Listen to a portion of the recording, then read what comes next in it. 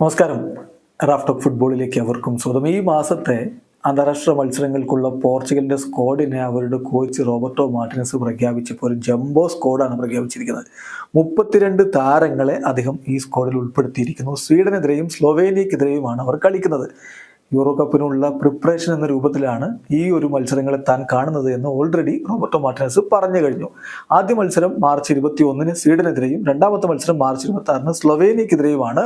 ഈ മത്സരങ്ങൾക്കായുള്ള സ്ക്വാഡ് നോക്കുക.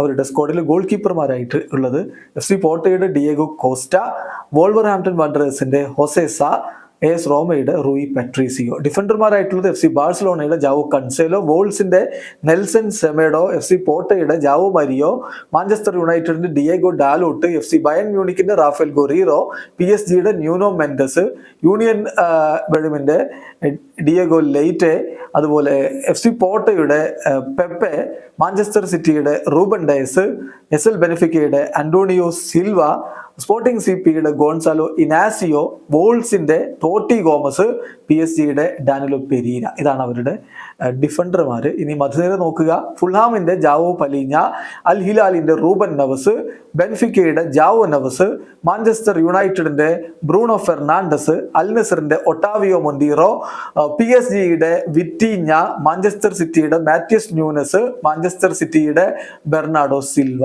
ഇതാണ് അവരുടെ മധ്യനിരയിലെ താരങ്ങളെങ്കിൽ മുന്നേറ്റ നിരയിൽ FC പോർട്ടോയുടെ ഫ്രാൻസിസ്കോ കോൺസിസാവോ, വിറ്റോറിയയുടെ ജോട്ട സിൽവ, സ്പോർട്ടിംഗ് CP-യുടെ ട്രിങ്കാവോ, SC ബ്രാഗയുടെ ബ്രൂമ, AC മിലാന്റെ റാഫേൽ ലിയാവോ, FC ബാഴ്സലോണയുടെ ജാവോ ഫെലിക്സ്, അൽ നസറിന്റെ ക്രിസ്ത്യാനോ റൊണാൾഡോ, PSG-യുടെ ഗോൺസാലോ റാമോസ്. അങ്ങനെ ഒരു ജംബോ സ്ക്വാഡും കൊണ്ടാണ് ഇപ്പം പോർച്ചുഗൽ അടുത്ത 2 മത്സരങ്ങൾ കളിക്കാൻ പോകുന്നത്. വീഡിയോ അവസാനിക്കുന്നു. ഫുട്ബോൾ ലോകത്തെ കൂടുതൽ വിശേഷങ്ങളുമായി റാഫ് ടോക്സ് വീണ്ടും എത്താം.